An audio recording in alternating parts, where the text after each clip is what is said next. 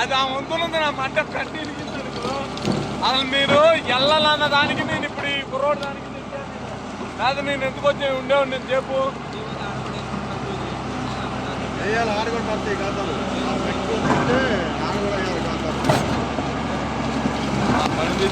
పడితీసావా